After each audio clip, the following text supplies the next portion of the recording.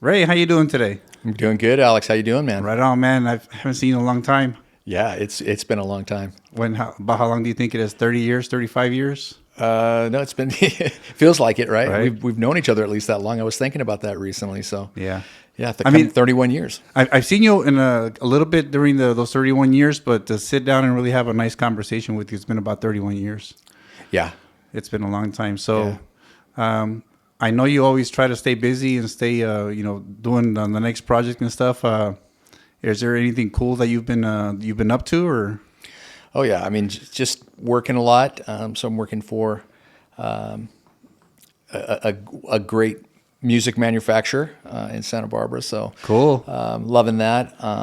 Love everything about that.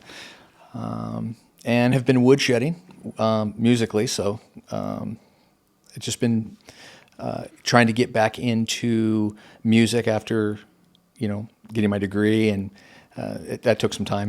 We had talked during that time, and that takes a commitment. So you really couldn't do what you really need to do music in a serious way. So I had to stop that for a few years, and now I'm going back to, like I said, woodshedding and just going back to looking at guitar from a completely different aspect, and That's so trying to cool. elevate my playing. So yeah. That's pretty cool, man. So without naming the company name that you work for, what instrument do they manufacture?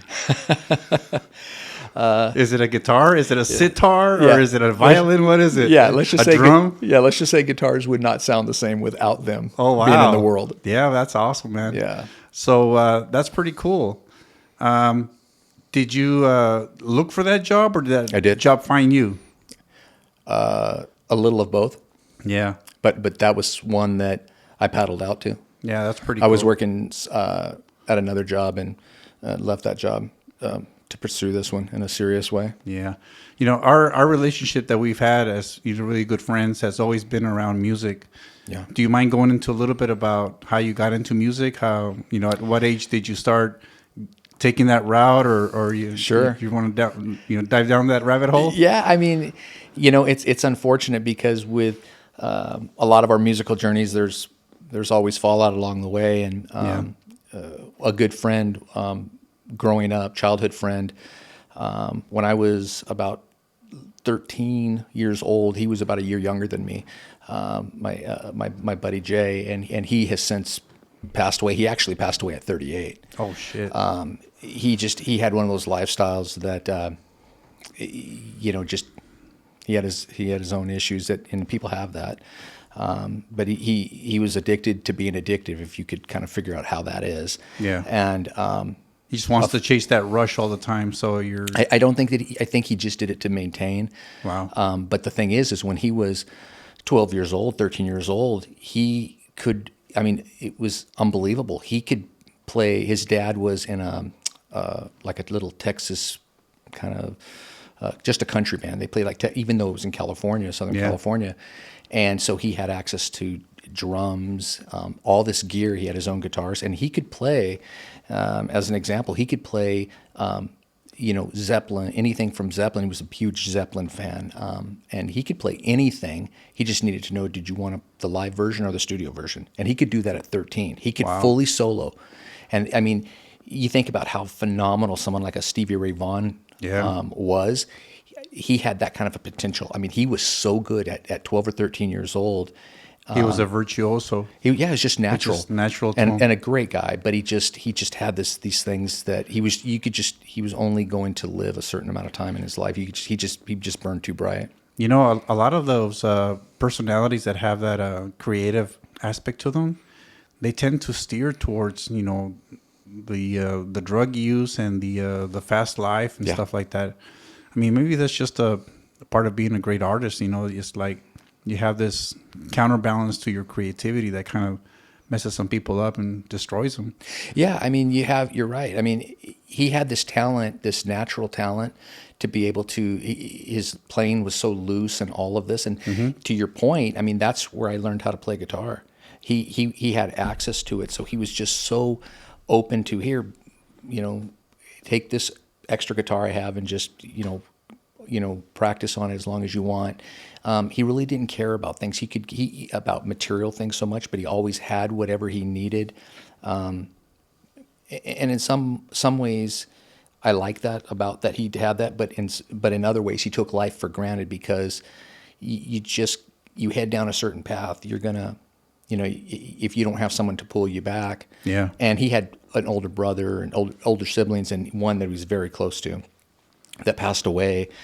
And so that he never really got past that. And so maybe that was some of the things that contributed. I know it was, but yeah. Other than his dad, having access to all those instruments, was anybody else in his family musically inclined to, or singing, or anything like that? no.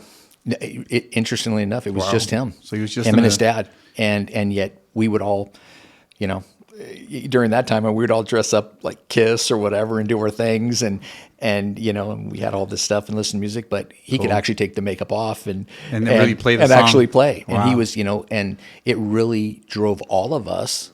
And some of the other players that Yeah. I've played with that were part of that same group, and we all knew each other from a young age. And he, as an example, a bass player that he was all part of that. We all learned really around the same time. But since Greg was a guitar player, that's kind of where I got it from, and just branched off. And he just never really took lessons, and he just did tab and did all of that, but more self-taught. Where I took lessons and stuff like that. You're a little bit more structured in your upbringing, and so you learn how to read notes and all that. just more, maybe more clinical, but as just a natural. I mean, he was phenomenal. Do you remember how old you were when you made that friendship with Greg? And I met him probably when I was 13, just became 13. Oh, wow. Maybe I knew him at 12 with one of my oldest friends. She lives up north. And I met her kind of through that. We were all kind of hanging around on the same street. Yeah. And that's but I had seen him during that time, but I didn't really talk to him. And then it just ended up becoming a friendship about a year later. That's pretty cool. Yeah. 13's it's one of those ages where you're kind of opening up your eyes a little bit more to the world, so For sure. You look for your interests, and what that's where a bad relationship can really screw you if you have the wrong friends. If you have the right friends, and it kind of steers you in that direction. So it sounds like Greg was a pretty good buddy for you, music-wise. He was a really great guy. And interestingly enough, we had went up there when he had passed. He had ended up being in Sacramento, and he had gotten, he'd become a psych tech at the hospital, and the state hospital when it was there. So he became accomplished in that way as well. But it just. He never got past the other stuff, but when he passed, he was living up in Sacramento. Oh, wow. And we had all of the friends. There was about 5 of us, and we had went up there, and I had written a song for him during that time. Oh, wow! For his memorial, and there was. Did he get to? There was over 100 people. There was really. Did you get a chance to show it to him before he passed away? No, we did it for the memorial. It was for the memorial, and we went up, and the bassist we were talking about, and he and I went up, and. He did vocals and I did the acoustic, and then we sent them the family discs afterward, and so it was really nice. Nice for the family to know that their son made an impression on his friends. It's always important. Yeah, they knew we loved him. Because when people die, all you leave behind is your legacy. So at least he left a legacy with you. Put that little spark of a music enjoyment in your heart. Absolutely, yeah. That's pretty cool. And so at 13, you meet this nice young man, that friend that kind of pushes you towards music. What kept you going on it? Well, we ended up playing in the same bands, and we just you progress and you move forward with the common interests. Yeah. And you take all the good with the bad, and there was a lot of good. At least it looked like it was all pretty good during that time frame when you're young, and we did shows, and it was great. Yeah. And just once you get that momentum, you just kind of go, and then until you hit that signpost, and then you divert, and people split up, and you end up finding other people. Absolutely. and you end up building other chemistries and doing what you have to do, and that's just part of it. Yeah, I remember doing that myself too. Being at the same age range as you, going into music. A lot of people think of a high school as a place where you get friends and you do the sport and you do the after school things. I couldn't wait to get out of school so I can go practice with my buddies in the band. Yeah. Go grab the bass and start playing with them, or fiddle around with that. That was always my go-to during those years. I imagine it's probably the same for you. Yeah, it was interesting. I wanted to ask you something because when you and I met in 95. Yeah. It's hard to believe that the time's gone so quick. You were playing in a band that you guys were playing pretty regularly, and of course, Yeah. Our wives knew each other, and I'm sure you'll probably get into that and how we met, and that was just so fantastic that I could almost tell immediately just off of the personalities.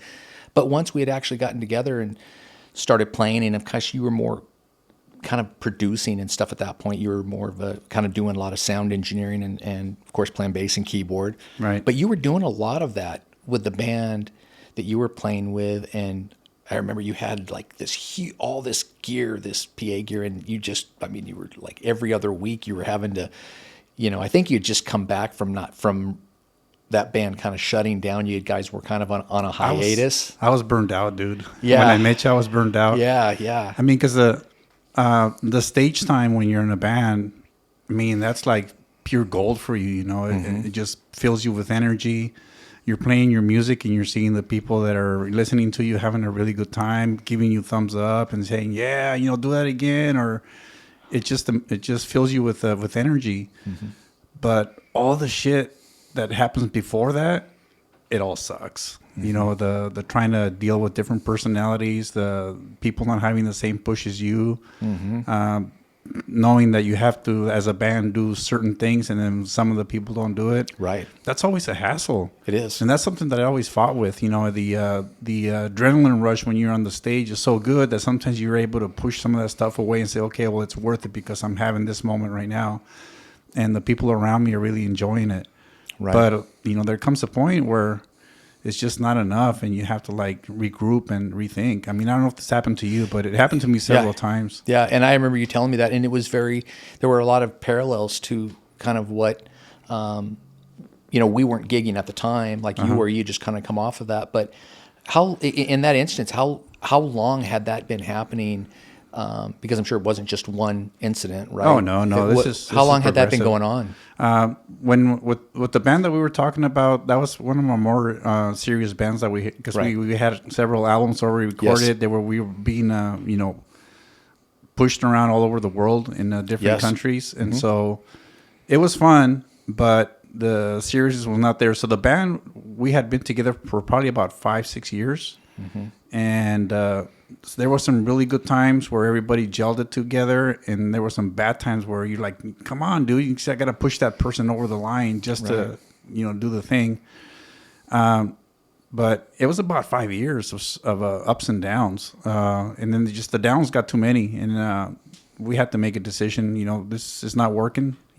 People are not pushing their weight, and we just have to move on. Right. And so, and was it just a single person, or was it kind of a combination of? It's one of those things that build up, and then you get that last straw that breaks the camel's back, and then that's it. But was it with just the one person? It was one or two people that were not pushing the same. You form this little niche in the band, like at work, like at families. You get these little niches, little cliques that try to go against each other. They talk shit about this one person behind, and it's like, dude, we're all grown ups. You got a problem? Tell me about it. We'll figure it out. If it doesn't work out, then we'll figure something else out. Right. But you get these little things that happen that just really put you down. Yeah. And it's tough because then you either get animosity. Yeah. And if it's really bad, you end up getting contempt, and that's you're not coming back from that. Yeah. So it's always better to just be upfront. Yeah. The truth always hurts right away. Yeah. But it's the best. But you don't waste time. Yeah, you don't waste time. You know exactly what's going on instead of trying to guess. Oh, that person that told me that person said, is that the truth or not? You're never going to know because you're never confronted with the truth. Right. The truth can be ugly truth, but at least you know what the truth is. Yeah. You can deal with it. Yeah. And that's a testament, because I know like you said, you did that for a long time. I remember that, and Yeah. and you could see that. At least when I was started playing with you, you could see that you had this brightness of doing something new, and obviously the dedication you could see was on par with you. I hadn't hit the wall that you had hit yet. I was about 5 years removed, or Right. 6 years removed from that. Yeah. But I could see immediately in the chops that Yeah. because I mean you were able to, I mean, it was just part of what you did, and Well, you were still coming off of, like, you could tell you were playing all the time because Yeah, it but was it's never the music, you know. It's Right. always the personalities that are you trying to get the music, and right. when you get a band together, it's a little bit harder because it's 5 personalities that have to gel. That's why, you know, it's all the good bands, they eventually break up, and then maybe they come back after they realize. But those personalities to gel is really, really, really difficult. Yeah. So, but it's never the music. You know, the music always lives in us and me, and anyway. And I have a little bit of a, you know, ADD, a little attention deficit. That if I don't like something, I try to push it away and don't even focus on it.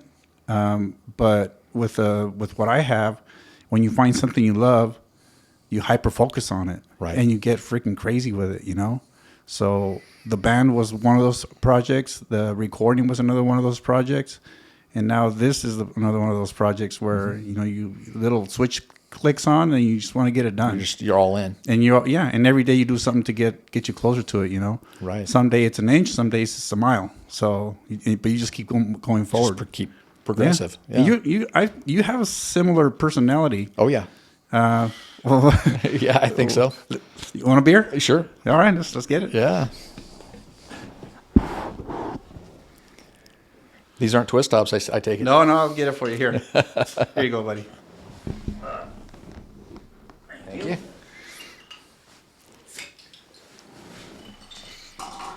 Cheers, my friend. Yeah. To old friendships. Absolutely.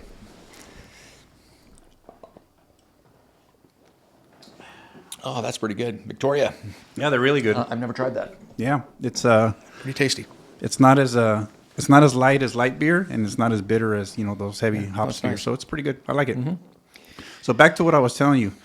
One of the days that I noticed that you had that hyper focus personality is I think I went to your house after we had done our projects and I hadn't seen you for a while, and I went to go visit you for, I don't forget the reason, but I went to your house. And we started talking about, and I told you that I would like to go riding motorcycles with my son. Oh yeah. Remember that episode? Yeah, that was probably 15 years ago. Yeah, 15 years ago. And then, so I just brought it up casually. You know, that on the weekends I like to go ride with my son on the dirt bikes. Yes. And I said, "Do you ride dirt bikes?" He said, "No, I've never ridden a dirt bike." I go, "That's pretty cool." And then you asked me, "Is it fun?" I go, "Yeah, it's pretty fun. I can take you one day if you want." You're like, "Yeah, that'd be cool." 2 months later, you freaking call me. You bought a dirt bike. You learned how to ride it. Yep. You were doing all kinds of crazy shit. And I was having troubles keeping up with you when we went riding. So that tells me right there that when you focus on something, you hyper focus. Yeah, I go all in. Yeah. And that's a good trade. Yeah. That's a good trade. That's a doer. Yeah, I mean, don't sell yourself short on being an influencer. But I was fortunate to have a friend that actually wanted to ride. He didn't have a person other than you. He Yeah. Another friend of mine. Just unfortunately, he passed Yeah. just in September. And we did that first year. We rode 33 times, Nice. and then we rode for about 10 years. Yeah. We went a few times with you Yeah. and Little Al, but No, I wasn't insinuating that I pushed you to that. I'm just saying that in 2 months I saw the progression from I don't know how to ride a motorcycle Right. to freaking let me keep up with this guy because he's Yeah. going a little too fast. Yeah. I mean, I still kept up, but Yeah, you did. I can see where you just like yeah, took I mean, it just, if you're going to do something, at least the way that I see it, Yeah. Because the most valuable thing we have is time. right. And when it's gone, it's gone. I don't knock people for whatever they want to do and what they believe. But I think for me, you get one chance on the marble. Yeah. And if I get information that that's not the case, great, but I live, for me, I'm a realist, and so I want to do as much as I can. Yeah. And I want to do it at a high level. I don't want to do something and just be overly critical, because you got to keep yourself in check. That sometimes you're not going to be able to do something that another person can do, or where you want to be, and you've got to have realistic goals to elevate. And I just want to, if I'm all in and it's something that really interests me, then why not do it 100%? Yeah, and then so that's a very good life lesson, because you don't want to be on your deathbed and thinking, "What if?"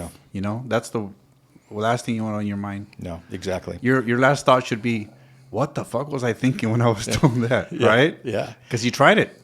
Oh, yeah, I did And for 10 years. Maybe you failed. Maybe you didn't. Maybe it didn't work. Maybe it worked a little bit, but at least you tried, and that's a good lesson to have in life. You can't be afraid to try something new. And you know what? That really, what I noticed about that for me is what that was about is I have an explorer's mindset. I always have. And I am a type of person that I am willing, and anyone that really knows me knows that I'm a type of person that am willing to push away from the shore. I might find stormy seas, and the worst could happen. But for me, I'm all in for that. Yeah. Because I know what the little island with the coconut tree is going to bring, right? Right. So for me, I have to discover. There's an old saying that you can't discover new lands if you don't lose sight of the shore once in a while. Absolutely. And I absolutely believe that. And that doesn't come without sacrifice and some hardships, but those things are good for you. Yeah. None of us are going to have to worry about, what Shackleton dealt with in Antarctica and Right. and to try to survive and being stranded for a year and a half. Or the pioneers that came to the United States. Right. People, right. Right. All of the, and all the the ones explorers. that the Western expansion, no one's going to deal with that, definitely what the Donner Party had to deal with, but Right. it's relative, right? But those things harden you, and they're lessons that you need in life, because life doesn't care, Right. so you might as well do what you can to get things figured out for yourself. Don't worry about what others are doing so much, Right. and try to, everybody else is doing what's good for them. Just, find what matters to you. And really, that's what bike riding was for me.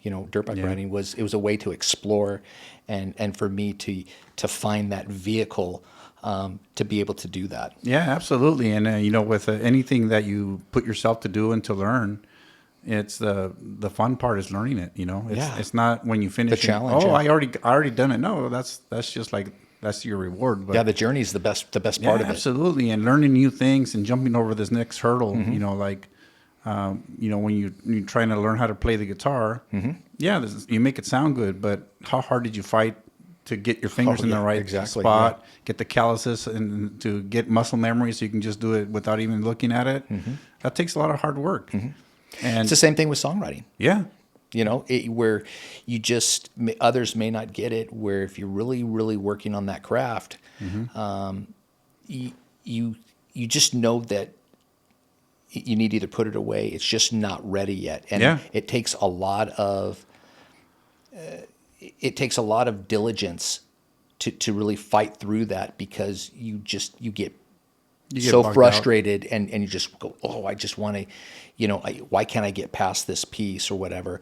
And you just have to shelve it, and then other things can come to you really, and sometimes, really easily. Sometimes you're driving down the 101 freeway and that idea pops into your brain, so you have to have the focus to say, I got to pull over and write that shit down right now before I forget. Right.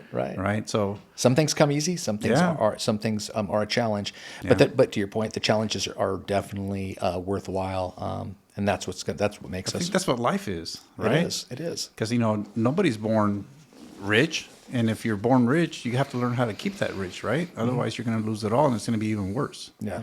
It's- Why? What's your view on that, as far as just in today's world? Yeah. Why do you think that the majority of certain generations don't see that, where they see the lesson? I think that. we live in a time, unfortunately, where accountability is not here, so you're not really held accountable a lot of times, and you always blame somebody else. It's never your fault. And I think if you don't have those two things, you're never going to learn to appreciate the hard work that you need to do to get something done. And so without those virtues being instilled in you at a younger age, 13 years old, 14 years old, when you're discovering the world, then you're never going to learn those lessons, and you're going to be, somebody, one of your old friends that's in their deathbed that never grew up and learned how to mature and learn from those lessons, that it takes hard work and dedication and accountability. Accountability is a big one. Accountability is huge. And so I don't think some of the youth that are learning that right now. It's never their fault. It's always somebody else's fault. What do you think the reason for that is? I think it's the helicopter parenting that we're doing through, families, through schools, through institutions, that, the student that is not behaving is not the teacher's fault. And they blame the teacher, and they handcuff the teachers. They can't discipline the student. And then they call the parents. The parents blame the system. They blame the school. But it's never the person that did the offense, That takes accountability away from them. Yeah, I can see that. Yeah. Do you think technology's somewhat to blame for that? Yeah. You look at AI and all of these different things. I would call them these distractions. Yeah. I think the algorithms that all these medias that are using to keep everybody engaged and keep going, swiping and swiping, that dopamine hit that you get every time you do it. The algorithms they're using are antisocial. Right. And you always find somebody else's fault for your problems, because everybody else is living a much better life than you are, and it's all your fault or somebody else's fault. Right. Which is all bullshit. There. Yeah. Yeah. I mean, I'm not going to post a bad picture of myself. Are you? It's always, this is my best side. Yeah. Take it or leave it. Yeah. So I'm people not worried about my modeling career. People that see my picture or your picture online, they're going to see a nice picture of you because that's what you posted. That's right. They never see when you look like crap. You're never going to post that. So everybody has this mentality that everybody looks like they do on their profile. That's not the case. Yeah. And it's, me and you know it because we grew up without it. If I wanted to see a friend or say hi to a friend, I had to actually get on my bike and go go to his house. Yeah. If I wanted to hang out with my friends, interface in a real way. Yeah, I mean, right now, if I want to hang out with my friends, we all go online and then go virtual and play the game, and everybody's hanging out. Didn't work that way for you and me. Right. If I wanted to hang out with my friends, I'd say, hey, well, we'll see you at the park at 3:30, and we'll have a game of basketball. Then we'll talk shit to each other. Mm-hmm. You can call me all derogatory things. I'll call you all derogatory things. And at the end of the day, we'll go walk to the 7-Eleven with get some $3, get some chocolates, whatever, and have a good time. Yeah. That's missing. Yeah, it is. I mean, we're really so lucky that we grew up in the time, that we did. Yeah. I mean, you find yourself down the road, and you just become a lot more retrospective. I'm not totally retrospective yet. You don't still, hopefully have a few years before that happens. But you do find yourself looking back and going, "Wow, that was pretty cool." Yeah. And I wouldn't want to change that, because it would change really who you are. Yeah. Because it's hard to understand the Atari and when you could actually go and play video games that were actually games that would deal with really your motor skills in a completely different way. Absolutely. And that you could walk away from that. You weren't necessarily, you enjoyed doing it, but you weren't like you are now, where you're just like locked onto a television and you just got a controller in your hand and you can't hear anything. Yeah, you're just looking for that next dopamine hit. Yeah. The little the little ding that you get on your phone, on your game, the kill that you do when you're playing the Mortal Kombat or whatever game you're playing. That little dopamine hit, that's what the algorithm is feeding you. Right. And there's got to be desensitization in that. Oh, absolutely. And I mean, no one can do that without being desensitized. Yeah. Well, no one, long term. What are your feelings on that? Do you have similar feelings to what I'm telling you, or do you? I agree. No, I think you're spot on. You think so? I think that view makes a ton of sense, and I can see that. Yeah. I obviously, you have children and I don't. So one boy, right? So you could see. I'm sure you had you experienced, and he's a pretty cool cat. Yeah, he's pretty good. He's all right, but I'm sure he played video games and did the things, right? So, you have more life experience with seeing that, but I can see young adults that are still doing that, maybe even 30-year-olds Yeah. that are still doing those things, and they wonder why they don't have relationships. I don't think you're going to reach, value. I mean, just valued females in a way. If you're looking for a mate, I don't think many of them, regardless of what their issues may be, are going to tolerate something like that long term. You wouldn't think they would. No. But if there's no other alternatives, I mean, if there's 100 girls and there's only one boy that has those, Well, but think about that. They've got to look at that and say, is that a high value mate? Yeah. Because really, I think females have I think there's more value in the human female than in a lot of times with male, because you think about it, everybody comes from a female. Yeah, and I don't think our society, and especially in today's world, I don't know that. I mean, how can you think it's just bizarre world? I know we've touched base on some of those things in the past where we see that maybe some things change, but it's just things that just do not make sense. Yeah. Are kind of the norm. Like the margins have become the norm, and I don't know that I'm ever gonna be able to go out there and fully understand what that means. I don't know that I ever really want to. Yeah. But I think women have, and females just in general, I think they have a lot more value, and they need to just show that they're not going to tolerate certain behaviors in life, and they don't really need to. No, they don't need to, and that's one of the things that I talked about in my other guests that I've come over here. That it's very important to find somebody that's your mate, that enhances you, not even equal to you, but enhances you, because that's very important. Mm-hmm. 1 + 1 is supposed to always equal 3. If you find the right mate that backs you, and when you're doing it good and it pushes you, man, the world is your oyster. No doubt. No doubt. If you find a mate that always puts you down or cuts your legs off when you're trying to do a new project or something, then you're less than yourself.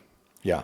I think we're really lucky in that way. Absolutely. We've been with, our better halves for a lot longer than we weren't with them. Yes. And they, Well, she's made me a much better person. I can tell you that. My wife's so much better than me. I mean, and I'm not afraid to admit that. Yeah. I wish I could be maybe as unforgiving and maybe as forgiving as she should be, and not be as unforgiving maybe as I am. I don't necessarily think about that, but I just know that, I'm being as natural as I can, and I'm empathetic and all those things. But she's just really just a completely different person, and I don't think I would be the same if I didn't have her around me. Yeah. And I think really, to your point, that for at least in heterosexual relationships, but whatever they may be, for me, I don't think that in those relationships that males can fully, expand themselves without having a really good female. Oh, absolutely not. You just be limited because they bring a completely different perspective to the relationship. Yeah, and then it's when you plant a tree, like a fruit tree of some kind, right? If you just put it on the ground, it's not going to give you fruit. That's it's right. eventually going to dry and stuff like that. But if you want to plant the tree and you have limited knowledge, your other half can give you the other knowledge that you need to make that tree grow into, even give you more fruit than what you could have grown it.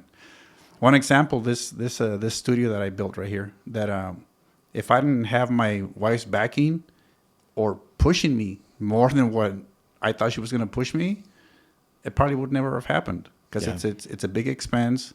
It's money that might be able to be used somewhere else, but she sees that I'm committed and she's pushing me.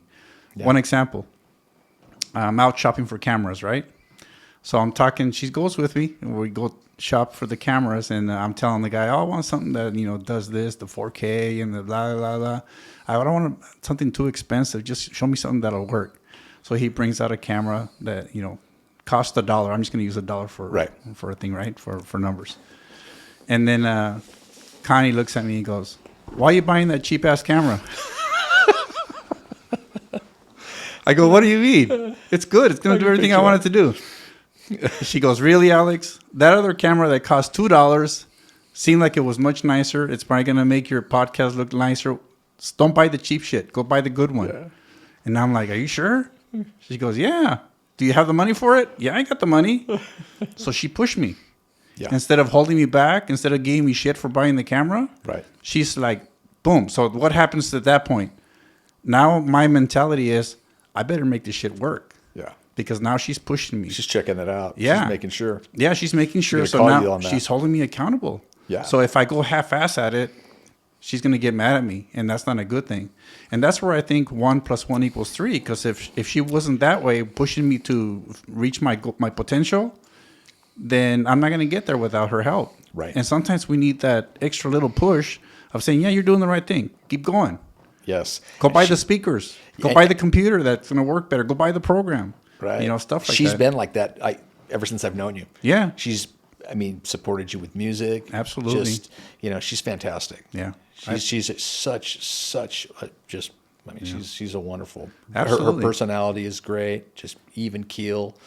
I got lucky. You did. You've done really well. And we need that. Yeah. And to be able to acknowledge that, and there's nothing wrong with that. No, there's not. And how many people are out there, hopefully not that many, but I know there's quite a few where they have a dream of, for instance, I'm just going to pick a dream. I want to learn how to be a professional photographer because I like to take pictures, right? Not me personally, but I'm just picking a fictitious person. So they go out shopping for a nice camera that's going to cost them $3,000-$4,000 to take nice pictures because that's what they want to do. They want to make the picture look like the one in the magazine or in the ad, right?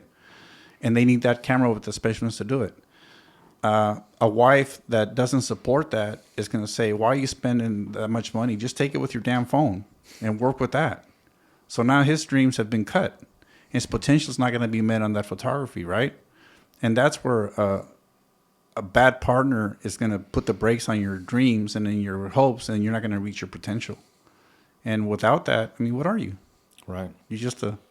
And you could get down the road and like you talked about earlier about regrets, and then now you could almost blame someone else. Yeah. You really shouldn't, because at the end of the day, you're responsible for what you should be doing. But it could create animosity. Yeah.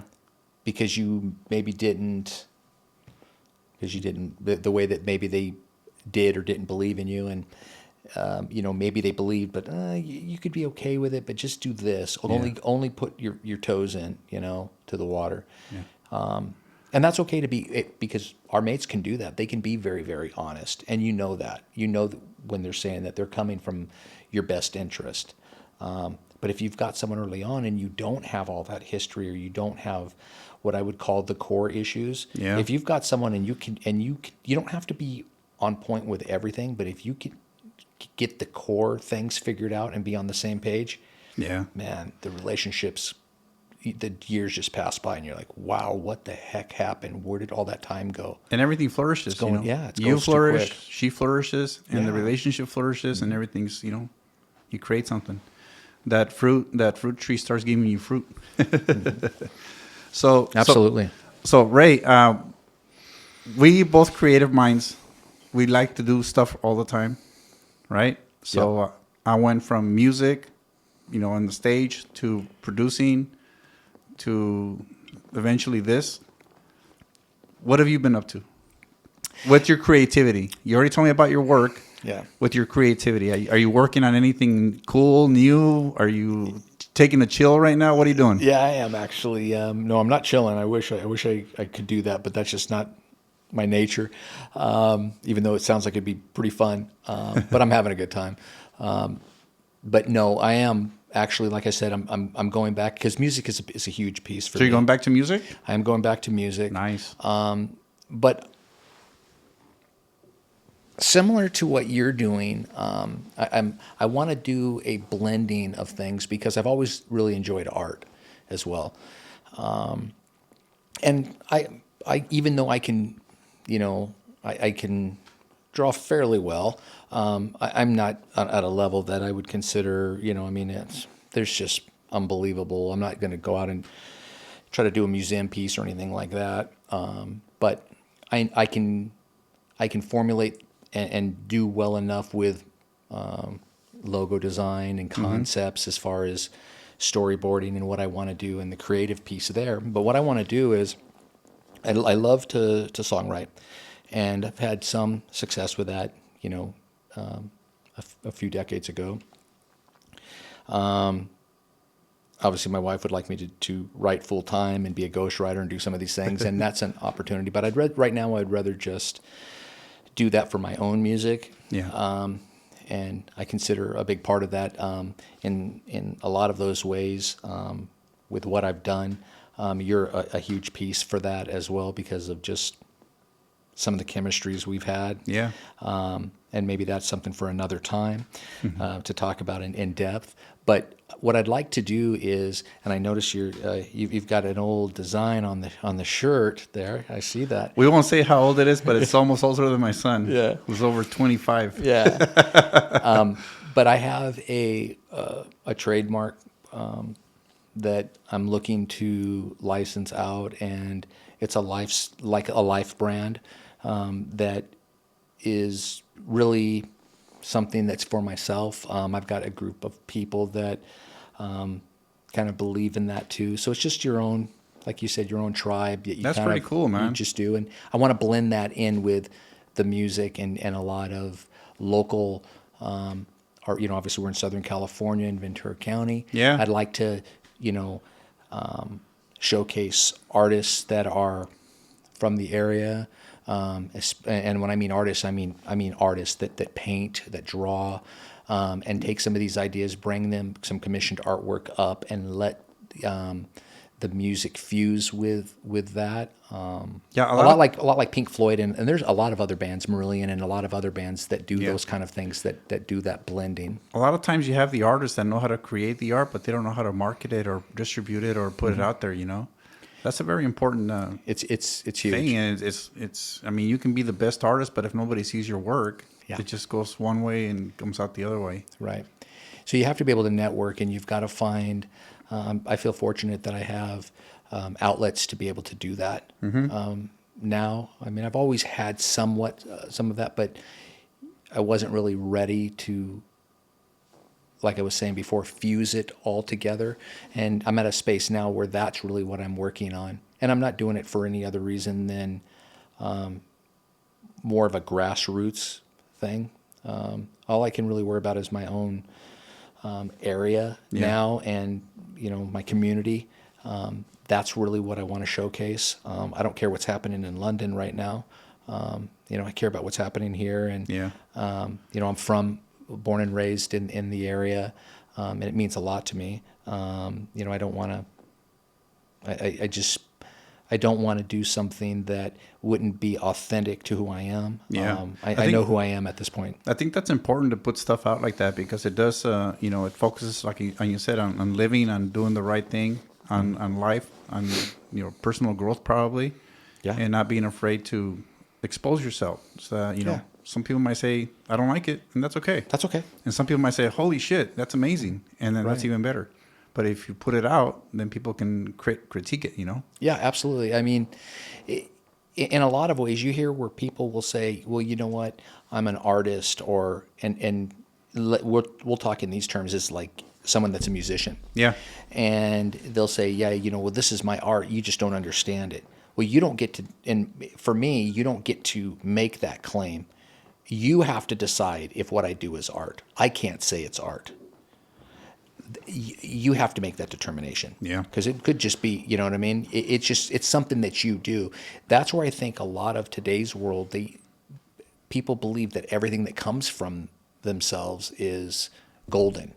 Yeah, and it's not. You'll see, I mean, a great example, you'll see people that are on, American Idol or all these other types of shows where fame is what's really driving them. Yeah. And they don't have enough or any emotional intelligence to be able to see.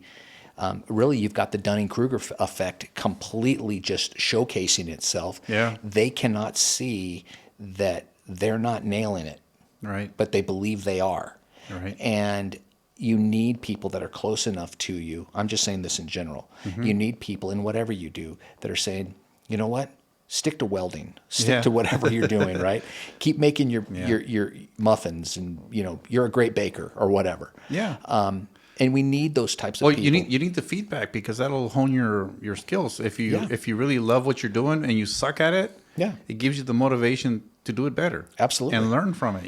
Yeah. Sharpen your knife and make Yeah. it make the sculpture better, Yeah. or Increase your skill sets. Yeah, yeah. And so, to me, I don't know if this is the same to you, but to me, art is not something you can just look at and say, "Oh, yeah, that's art."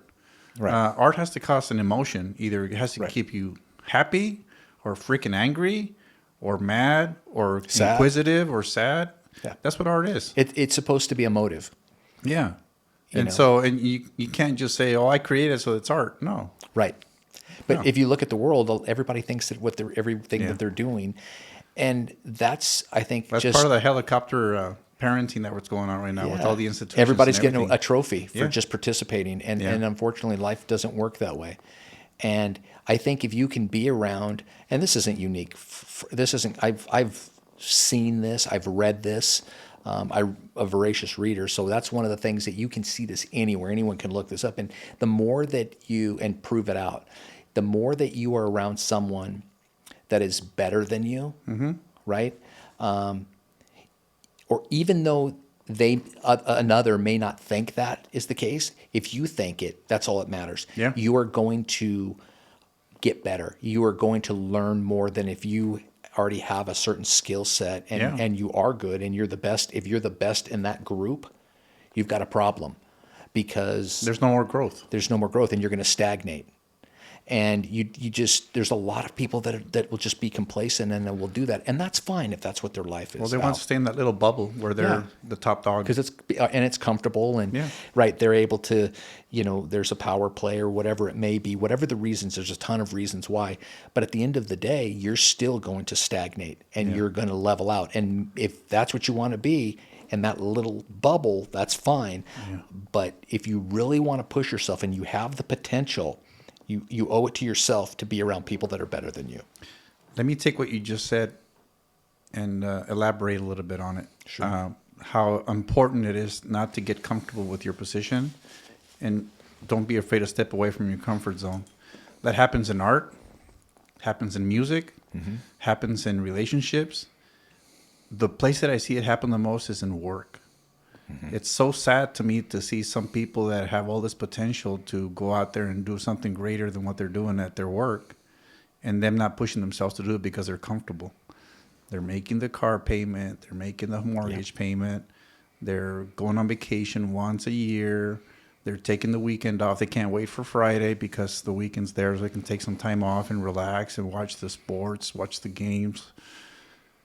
To me, if you live that way for 50 years, I don't think that's fulfilling. Right. Maybe it's my personality, maybe it's not, but I think people need to not be afraid to step away from their comfort zone and push themselves to be something greater. Right. You know what? You nailed it. And that's so interesting because I actually was at a place that working that, I was doing really well. Financially, no complaints. I mean, no complaints. And I worked hard to get to that. But I felt that I just felt like there was nothing that was driving me. Even though I had the skill set, it was like I was hitting that ceiling. Yeah. And even though I could jump and get a little bit of room, I knew if I really had a good jump, I would hit my head. Yeah. And my personality is one, I'm going to still go in and I'm going to just be all in, and I'm going to, work with my teams, and I'm going to just do that. That's just the way I am. I'm immersive. I love doing that, but I was not fulfilled. And being there almost 20 years, it scared my wife. And I said, I have to do this. I had lost, a couple of sisters, oldest to both of my siblings, and they were young. And someone would listen and go, man, this guy's got a lot of people he's losing. But you know what? It's life, man. It's life. and it's we're all gonna get there, and I'm not looking away from it. Yeah. All these things hurt, but it's, you know, I'm going to just look at that, and I'm going to take it all in, and I'm going to be real about it. And that really made me think about what I want, what I truly wanted. And when I ran back into you, you know, in the last few months, maybe 6 months, Yeah. which was always like it was yesterday that we talked, you know, So- it reminded it. We talked a little bit about that, and that was huge for me. Yeah. Yeah, it's amazing when you have that bond with friends like me and you have. No maintenance is required. No, I can see you. So easy. I can see you 5 years from now, and we're just like I fucking said last week. we're still hooting. Yeah, we're still hooting. And so yeah, but yeah, that's it's love it's the little conversations that spark that little retrospect that you have in your brain to Yeah. make the next step. And I can't say this enough to people that are listening, you know, people that might listen, or they can tell somebody that they know that they listened. And don't be afraid to try new things. No, Get out of your don't. comfort zone. Don't. Yeah, You know, don't be afraid. No, it seems scary, but just jump. Yeah, and you'll land. You'll be fine. And if you're afraid, you know, take your foot and step on that stone. Make sure it's solid. Yeah. So when it comes to Friday, don't be happy that you're not going to go to work. Be happy that you have time to focus on the other things that you want to jump into. Right. And try it out. You know, see if that rock is stable, so you can make the jump and say, okay, my family's going to be okay. Right. I'm going to try this. Yeah. But you know, they need to. That's an important lesson, I think. It's huge, and I'll tell you, I have my dream job now, and I would not have had that had I not pushed out to sea. Right. You would have still been in that same company, And I was actually in the process of getting more money. yeah, it's never about money and though. it's never about, at least it's not for me. Yeah. You know, if I was, and I don't knock that against people that are younger, that they're trying to make ends meet, especially in today's world where they Yeah. don't have any chance. Rent, housing, all of these things are through the roof. It's everything's set up against them. Yeah. As much as like we've said, like with helicopter parents, there's still the system set up against them, and it's not going to get better. It's not going to be all of a sudden, you know, one day it's going to be, everything's going to be magically down and inflation's not going to come into effect. None of that is ever going to happen again. Right. So you've got to make sure that you are doing what you love. If that means, and in most cases, that should not mean money. If you can go to a job and go, oh yeah, that's right, I get paid for doing this. That's great. Yeah. You know, and all of the best stories are like that. And I have that exact story, and it came at a spot where I still have, you know, a little over a decade left to work. Yeah, absolutely. And I'm still, you know, and I don't think about just leaving after a decade. I'm going to do it as long as it's fun for me, and as long as I can get up every day and go, wow, I love doing this. And I don't have any reason for my mindset to change, because I'm already past the limit and I'm doing what I want to do. Yeah. But if you don't make that step, to your point, and do what you really need to do, and say, hey, make a change, do whatever, don't be afraid, you're going to limit yourself. Yeah, and so set a goal, the 5-year plan, the 10-year plan, whatever it is that you're trying to accomplish, and just work towards it. You did it with this place. I remember you talking Yeah. about, I mean, you've always been that way, though. Yeah. Everything that you've really said, you're very, like we talked about, you're Yeah. very goal oriented, but That's you're part not of my- you're not expecting to do it in a day. That's part of my ADD. Yeah. I get Yeah. hyper focused on something Yeah. that I like. So That's why you're such a good collaborator, man. I guess so. I don't know. Whatever. You're just being too nice to me. Yeah, man. Yeah, but You're just humble. Yeah, well, the music is a big part of my creativity. You know, it lets me express my inner thoughts and my inner feelings through music. You know, if I play a song, it's not just playing a song; it's giving emotion into it. You know, if it's the slow part, I want to mute it down, play really smooth so that the music is in the background. And then when it gets to the yelling part, then I fucking just almost break the strings, you know? Yeah. So you know how it is. You're Yeah. a guitar player. Yeah, we've had some really good sessions where, I mean, hours and hours and Yeah. hours of recording sessions, and had some pretty good stuff. Yeah, and a absolutely. lot of, just so many ideas, and of course finished songs too. And it's funny how project to project, where you get, even though things change, you get this thing where it's like, that sounds like those two, Right. and you get kind of a little bit of a trademark kind of sound Yeah. going on. And it's cool because those are the chemistries. Yeah, and so you play it to your strong points. Like for instance, when you mentioned that you grew up learning how to play music the correct way with reading notes and stuff like that. So you rely on your reading skills to play that song the way it's written for you, or the way you write it in your brain. You write it down, and then you can replicate it every time. When you play instruments like me, which is you show me a note, I don't know what the hell you're showing me. Everything I play is by ear and by feel. So my thought process is different. I'm constantly playing to whatever I feel feels right with the song. So that's where the two worlds collide, and they make something that's better than yours and better than mine. You collaborate, and it sounds way better than just what you would have created or what I would have created. Yeah. Because it's gelled. One of the things that on that point, when you and I first started playing, and subsequently in some of the new recordings that are ready to start seeing the light, right? One of the things where I saw that you had brought just so much value was in the utility of playing less.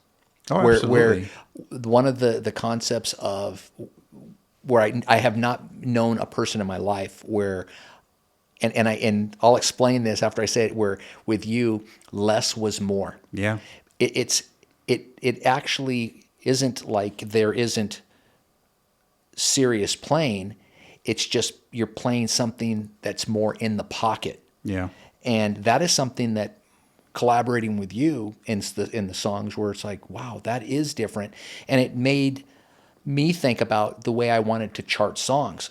So in some of the things where maybe we'd want to be, thinking maybe a little bit heavier or doing some jangle parts or doing something I was able to create melodic lines or say, oh, let's do more of a kind of a country feel. Let's do kind of more of a hard rock feel or whatever it may be. And if you don't have a dynamic player that can tone things down in a way and say, listen to the space in between. Yeah. That's one of the things where we would put early on, you were the first keyboard player I played with, where you would put things and play them with piano lines in between those spaces that would have them. It made my mind completely think differently about songwriting. That's cool. I'm glad I sparked that in you. I talked this a lot with my Spanish guest, Pepe Lozano. He's a trained professional musician like you.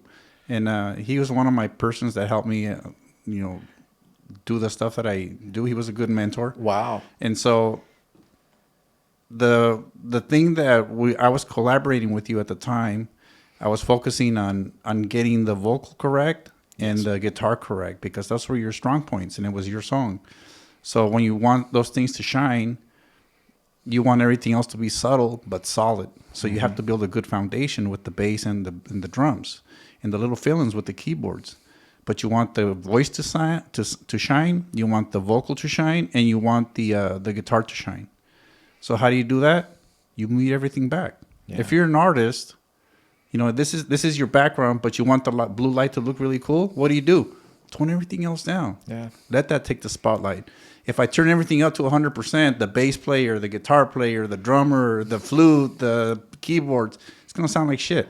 Yeah. Too much information. I've listened to some of those recordings from 20 years ago. Yeah. More than 20 years ago. You still have them? Oh, yeah. Oh, man, that's cool. And I've listened to some of those, and there's things where I'm like, oh, man, I love, listen to his bass line right here. Yeah. Or, and it's hard to explain that without hearing it, in just the discussion. Well, the best bass players, you can't tell what they're playing. Right. Because the music sounds good, but you don't know why. But the bass is not taken away from the rest of the stuff. Right. Yeah. And it's just where it should be. Yeah.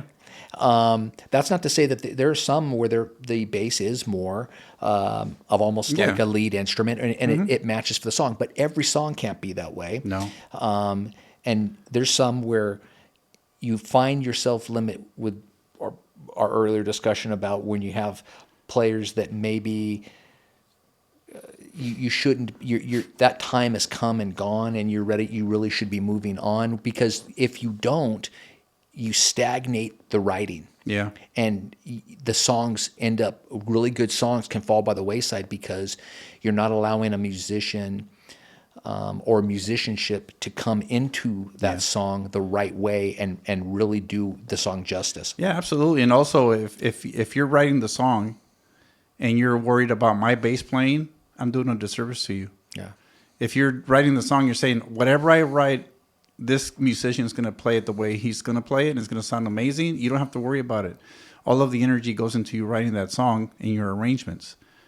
And you leave everything else to so none of the energy is being wasted by worrying about how I'm going to play the bass or the drummer's going to play the drums.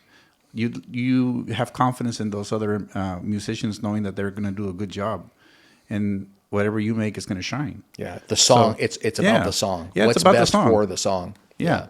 I mean, if you build a house, you don't build a bitchin' roof and then a bitchin' porch and then a bitchin'. No, you get one accent. I say, we're going to focus on the front door. Everything else is going to be a nice house, but the front door is going to take You're everything. loving those analogies today, aren't you? Yeah. I like that. And as soon as you walk in, you see the nice front door and it's like, oh my, this house looks beautiful. I don't know why, but it looks beautiful instead of everything being thrown at your face. Yeah, that your contractor's coming out and you're nailing it. I was hell right. Yeah. Hey. You got that special hammer. That's right. That's Yeah, funny. no, I agree 100%, Alex. I mean, it's been our friendship and I'm freaking. and our, I'm freaking out on music, man. I love Sorry, it. It just No, I love comes it. out of my veins. I Just love freaking it. Pops out. Hey, and that's why it's like I always come back and you think about that over the last 30 years where, Yeah. I mean, you and I know this, and this isn't something that everybody's doing, but for you and I, we've come back, or we'll, of course, on the holidays, I'm always hitting you up or you're hitting me up. We're Yeah. always wishing each other. So that hasn't died, even though we haven't seen each other. That hasn't gone away. We all have always stayed and anchored against that, and you're a lifelong friend, so that's not going to ever change. But it's, hey, where are you at musically now? Are you? And of course, you had things where you were going through when you were getting all of your licensing and everything that you've done and all of the things that you're doing as an entrepreneur. And, it's just, there's all of these things that are happening. And now things are kind of getting to a spot where we're getting aligned again. And it's cool. exciting. It really is exciting because I'm at a spot now musically. And for me, musically, where I'm at in my life, a lot of the players that I play with, really, Musicians Institute type players. And Yeah, they're really good players. Really good players. And for me, you're a huge piece of what I do, no matter what. Well, I appreciate that. Thanks. And that's something that it's like family, really. Cool. No matter what, even if I'm sitting and we're working things out, you and I are doing those kind of things. And we did that with Greg too. And, he's just a fantastic player. And I think all of our personalities mesh, and it's easy to get together. And when those three guys are together, we're all doing it's we fun. gel. It's fun when you take the bullshit away from it. Music is amazing, Yeah. If you have It's a little really bit about of the bullshit, music. it kind of messes with the chemistry and stuff. That it's venom. It is. When everybody does their part and you don't have to worry about anything, no back talking, no me aligning with you to talk shit about that person or the vice versa. We've been through all that it's stuff. good. Yeah. It all works well, so. And that's not just music, that's everything, life, work, relationships. If you start doing that, it doesn't work. And if you can integrate those in one part of your life and just say, you know what, it's consistent. As an example, I would say that point is just like when I'm doing business. I treat every transaction as if it was in the job that I do, and every job that I do as if it's my own business. Yeah. So I don't have to think about what, if it's someone else. I'm not worrying about this. It's someone else's money. I do it as if it's my own. So I only have to think about one type of way to do things. Yeah. And it's the same thing if you have that kind of motto in what you do musically and in your relationships and everything else. Yeah. You're dealing with one type of way to do things. That's cool. And it just becomes second nature. That's awesome. And then of course those friends and relationships just reinforce it because they won't tolerate anything less. Your little tribe regulates you. Yeah. When you get out of bounds, they go, "What are you doing?" Yeah. And it's okay because they know you well enough And you're like, Yeah, well, what am I doing? when they tell you what you're doing, your response is either you're right, I'm messing up, or you don't understand me. Let me explain it to you. Right. So it gives you accountability. Back to the accountability part. That's the accountability is huge. That was really, really a good point. Yeah. And I wish more had it. I mean, it's difficult. No one wants to, look foolish or but it's the easiest thing to do is to blame someone else. That's the easiest thing to do. Well, it's harder to take on that yourself, but it makes you better. It's the instant gratification part of it. If you say a little lie, blame somebody else, then you're not owning up to it, and then so you feel good right there because it's not my fault, so that's okay. But then later on, you're still broken. You're still not doing what you need to be doing. So you have to realize that you have to take the accountability, learn from it, and move on. Do something else. Speaking of moving on, you geek me out with all the music talk. Who were your influences musically other than your buddy that got you into it? Like growing up, what are some of the bands, the players, the singers that kind of influenced you a little bit that said, this I like music because of this person? Sure. Yeah. He gave me the vehicle, but to be able to do that and some techniques. But I would say my influences, once I started playing, I wanted to learn. It was very, very difficult. But, at 11, 12 years old, I was influenced by Rush. Rush. Good band. Yeah, of course, I was young enough that, Kiss was very interesting as well. Kiss was cool because they played rock and it was really nice and heavy, but it was not that complicated to replicate. It wasn't. The musicianship was below, good level, but their showmanship was freaking over the top. It was, but if you think about it, and to be fair, if you think about Kiss not having makeup on, they would have still been a really good journeyman hard rock band. Yeah. They were 1-4-5 type of progression, nothing crazy, obviously. Mm-hmm. They weren't doing crazy time signatures like Rush, but they were, obviously a visual band, but they put on a show. They man. put everything together, and they really said, hey, here's what this is the band we want to see. Yeah. And they created a demand for something that just wasn't there. I think they were one of the original spectacles that they were when you went to go see a show. Yeah, you didn't go. I want to hear the songs. No, you wanted to go see the show. You wanted to see the explosions. You wanted to see the makeup. You wanted to see the smoke coming out of the bag. You want to see that big old tongue sticking out. Yeah, you want to see the flying guitar. You wanted to see the risers, drum risers.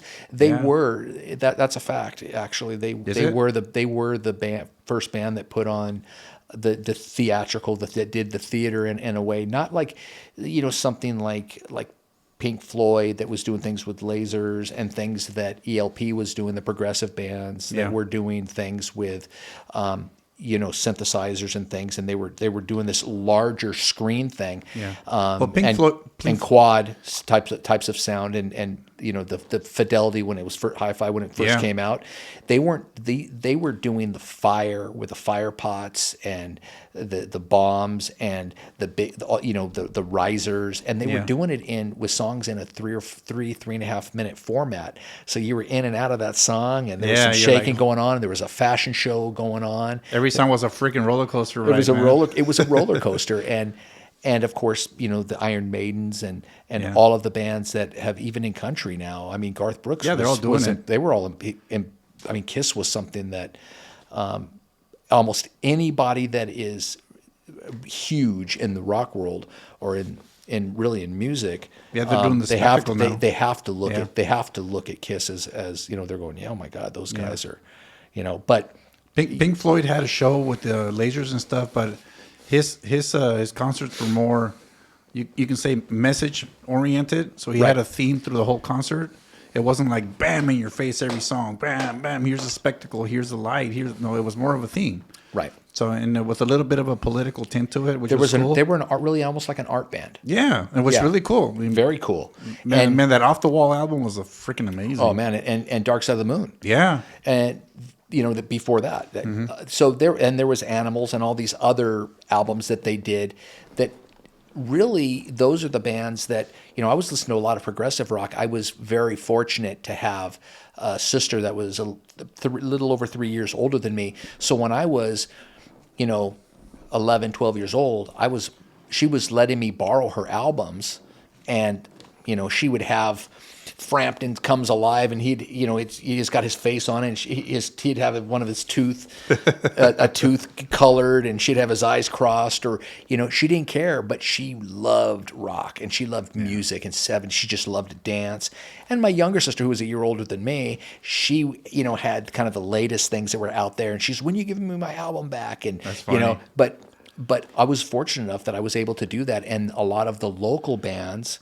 At the time, my oldest sister knew a lot of the bands in the 805 area. Oh, wow. So I would go and hang with those bands and her. And So you got to experience that young Absolutely. life, the live music part of it, Yeah. being in the stage. Yes, and I was able to meet, as I got older, I kept some of those contacts, cool. and some of the local bands. And when we would go and play, I would see them, and it was cool. Yeah.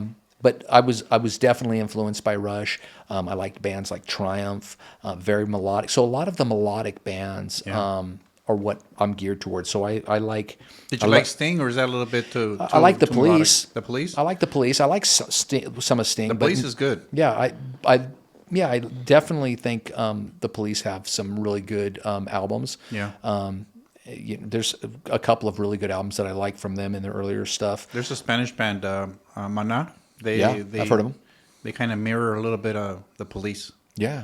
And so they're very popular in Mexico. So Yeah, you know what? A band that I like that's actually a Spanish band that I think they're from Mexico, but I've listened to them for probably over 20 years. But there's a band, they're called REIK, R-E-I-K. R-E-I-K? I'm not sure how you would actually pronounce that. Rick? Will it be Rick?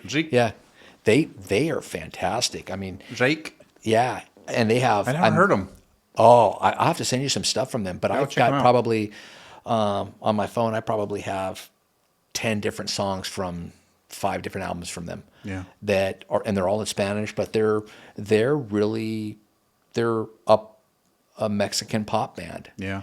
But their melodies, their musicianship, I mean, bitchin'. They are so good. That's cool. And I mean, good songwriting. When you get it translated, at least for me, I'm It like, actually has a wow, message. those are nice. I mean, their format and how they're using, when you think in terms, because you still have to write in your stanzas, you still have to write a certain way, the way your verses are and your bridges. They still want them to make sense, and the way that they sing them and their phrasings, it's so good. Yeah. And really, really very different from album to album. But there's a core piece that's always you like. Oh, I know who that is. Yeah. Now let me ask you a question, and we're probably going to sound like old fuddy-duddies now, but have you noticed that the music is not as good as it was in the 70s and 80s and 90s in our eras? Well, Or do you think it's just like I said, us being old grandpa sitting in the porch yelling at the kid crossing the grass? Well, I guess good is relative, right? Yeah. I don't think that the message is as deep, and I think a lot of the generation today, I'm sure you've heard this from younger, going, "Wow, I wish I lived in the 70s or 80s."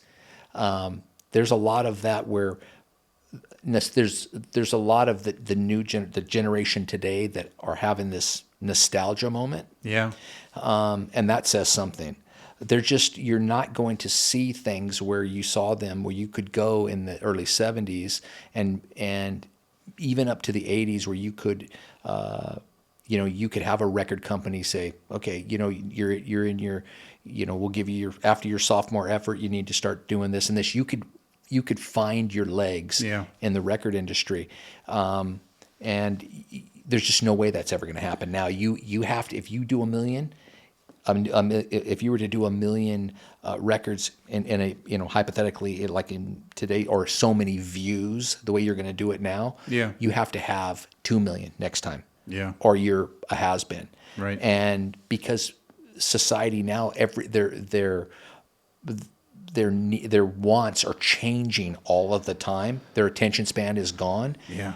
That what mattered today doesn't matter tomorrow. Yeah, And that's sad. Instant, next new thing, next Yeah. new thing. Get the better iPhone, get the better computer, get the better song, get the better songwriter, get Yeah. the better everything like that. And of course, when I was Yeah. working with you, 20 years ago, or more, when you were doing Voitra and we were doing then with the Pro Yeah. Tools, there's so much more that, there were recordings coming out with you that were better than recordings in the 70s. Yeah, yeah, and that's another thing I was going to mention. Maybe technology is going to have something to do with Yeah. that because I'm okay with that because it cut You out the are? middleman. It cut out the middleman because the record companies, they're very cutthroat. Oh, And yeah. I'm glad that there's a lot of homemade. That's how you got the Seattle sound and yeah. some of these other things. Well, What do you think about that? I agree with you 100% because what the companies were doing back in the time when they're telling the musicians and being the gatekeeper, which they were. Yes.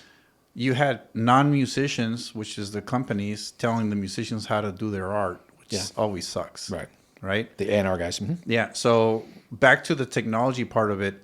If you popped in a Kiss album, you could hear all the mistakes that they're playing in the studio recording that song. So you knew it was Kiss. You know it was the bass player. You know it was the drummer. You know it was the guitar player. You know it was them. Mm-hmm.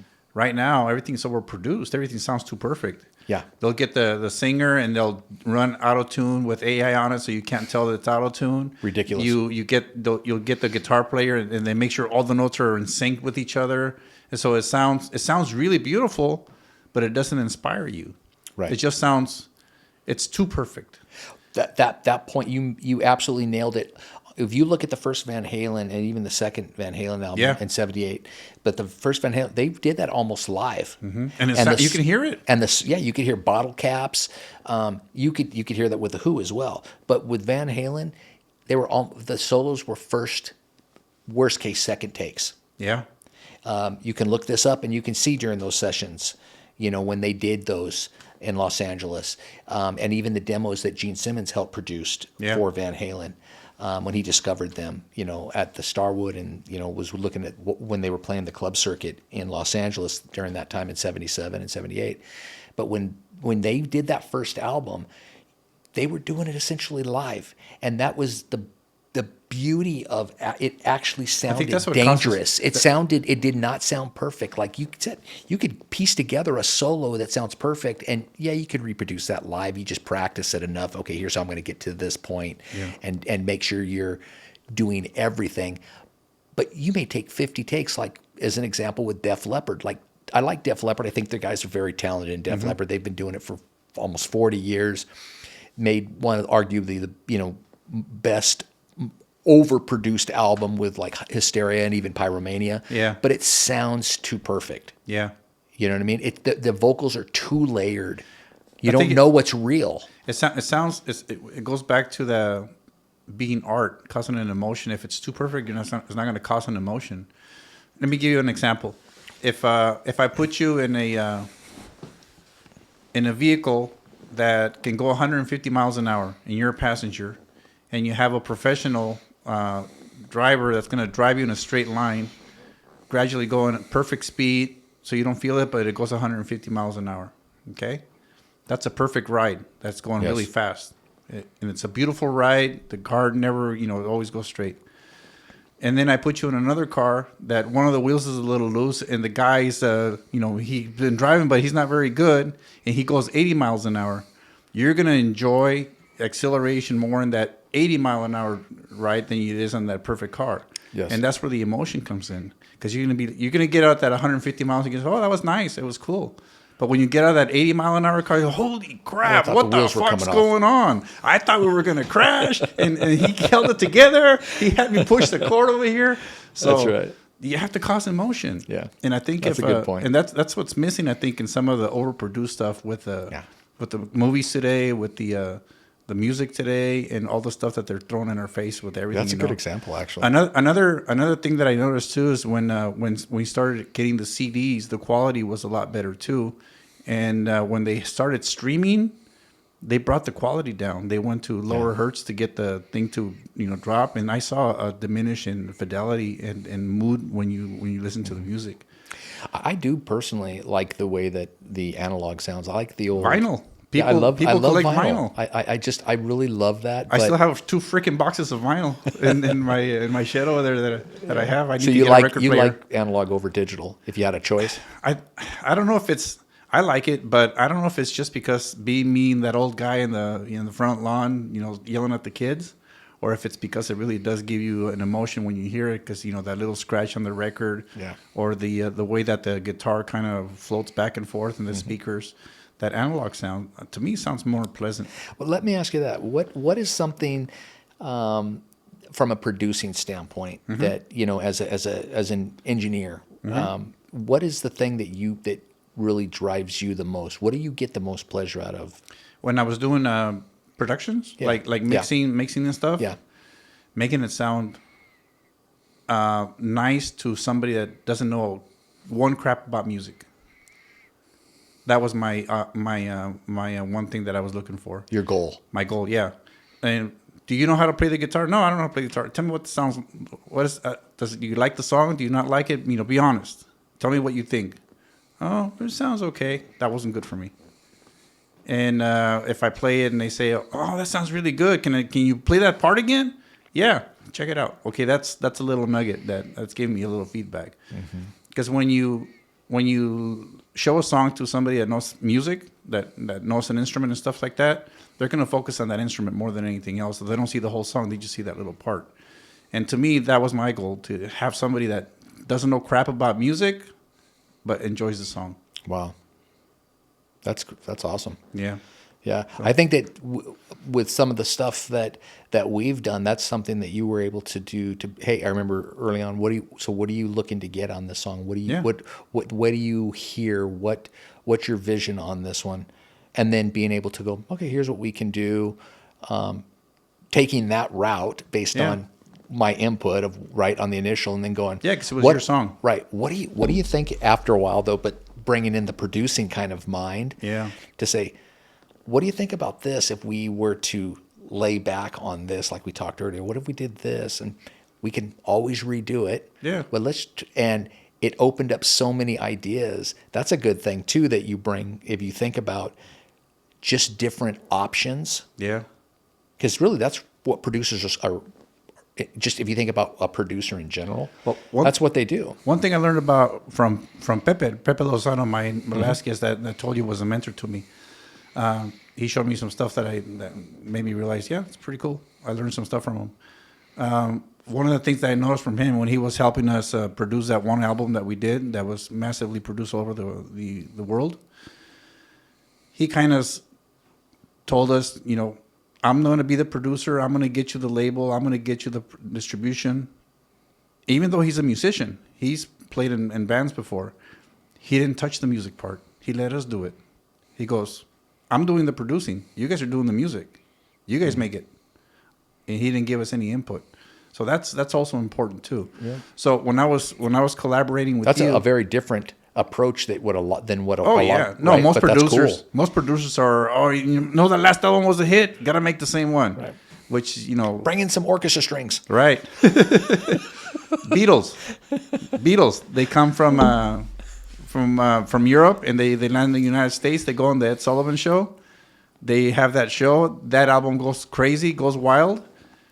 The companies here when they signed the Beatles to produce them here, they wanted them to replicate those songs, make another album that sounds just like that album. Luckily for us, the Beatles said, nope, Right. we're going to change it up. And every album we do, we're going to make it different than the other ones. We're gonna make it kookier. So all the producers and everybody were freaking pulling their hair. But what did we get? We got a whole freaking smorgasbord of the Beatles, which is an Right. amazing band. Instead of having the Beatles sound like the first album, which, by the third album, you're like, okay, let's move on to the next band. Mm-hmm. But if you let the creative person make the creation, man, the sky's the limit. Yeah. Leave it to point of use. Yeah. That's where you need to. That's where they need to figure it out. Stick to your lane, buddy. Stay in your lane. Yeah. Yeah, so that's cool. No, that's a very interesting. That's. I don't even think you've ever been asked that. Probably. No, it's just something that I work in my brain, and I kind of, we all make the connections and find out what makes you tick. Well, you know what? Oh. You had asked me earlier about influences. So what I mean, you've got to have influences. Oh, yeah, absolutely. Santana, Oh, yeah. and not his guitar playing, but his band. Yeah, but what a guitarist. Yeah, he's a great guitarist, and that's a perfect example of less is more. If you listen to Van Halen, you listen to all those prolific guitar players that they can do, 1,000 notes a technical. second. And according to Pepe, the same guy that had the podcast, he said that Santana used to be that way when he met him out in Baja California in Tijuana when he was trying to find his way. He was a very technical player that was really fast.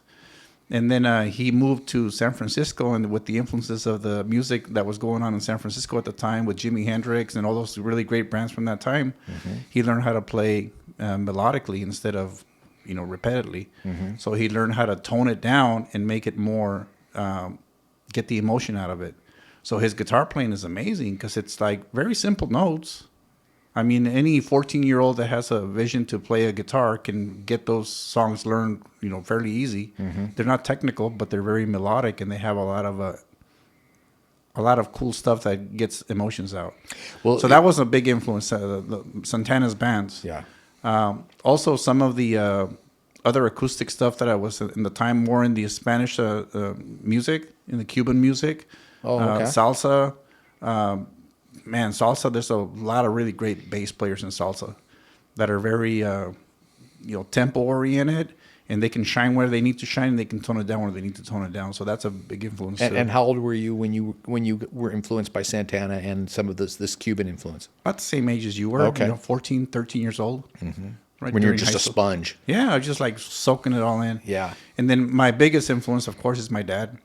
He used to play the guitar, and so he never. Oh, I never knew that. Yeah, yeah, and he never showed me how to play the guitar. He never said, "Son, this is how you play a C chord. This is how you play a G chord." No, he would get the guitar and play it, and I would just sit there and watch him. More like flamenco style. No, just like Mexican folk songs, like Mexican rancheras and stuff like that. Boleros, a lot of boleros. Yeah. And then so I would watch him, and I think it would sound cool. So when he wasn't watching, he was at work. I'd get the guitar, sneak it out, and try to remember where he put the fingers and kind of play with it. And so he was a big experiment. Yeah. Wow. Yeah, but music wise, as far as when I got a little bit more serious with it, it was more the Santanas, the Eric Clapton, of course, too. Those 70s and 80s bands that were around at that time. And so when you were listening to those bands, like when we were talking earlier with my influences, but when you were listening to those bands, were you influenced by was the guitar player what was influencing you, or was it like you said? No, it was the sound. On the Cuban, it was more like the drum, the structures with the drums, and just the way that the beats were happening, and the variety of maybe percussion and things like that. What was driving you? Was it a little bit of everything? Yeah, with me it was everything. I enjoyed listening to all the instruments. Wow. Yeah, percussions, bass, drums. Okay. I liked all the instruments. I liked the finish house. I didn't like the paint, and I didn't like the roof. I liked the whole finish house. So you weren't like an a la carte person where you're just like. Now, granted, if you listen to some of the stuff with Santana, like the stuff in Osaka in '74 with like the Lotus album, oh my goodness! I mean, he's just his feedback and what he's doing, and just the phrasings. Yeah, like it's ridiculous. It's crazy. It's crazy. Like you just listen to that and you just know that that's Santana. Yeah, it's a very peculiar sound that you very, pick up right away. But yet it's so cool and melodic. It's like it seems like it's out of control, but it's not. No, it gives you emotion. It's art. If you could think about controlled chaos, which sounds contradicting, that's what that is. That Osaka 74 with what he's doing and with his feedback. It's you know what that is? That's the 80-mile-an-hour drive on that car that's ready to fall apart. That's crazy. But the wheels never come off. No, and then when you get off your accelerator, you're like happy that it's getting done. Yeah. Ray, I could sit here and talk to you all night, man. This is amazing, very cool. Yeah, this has been fun, Alex. I really appreciate that we were able to get together and be able to hang and talk about the things that really mean a lot to us. Yeah, absolutely. Just really catch up. Yeah, I think so. I mean, we got a lot of catching up to do. I hope you like this process and you Yeah. want to come back and talk some more stuff about whatever you want to talk about. Yeah, Maybe your absolutely. new projects or something else you're thinking about. For sure. Yeah, That'd be fantastic. Cheers, my friend. All right, man.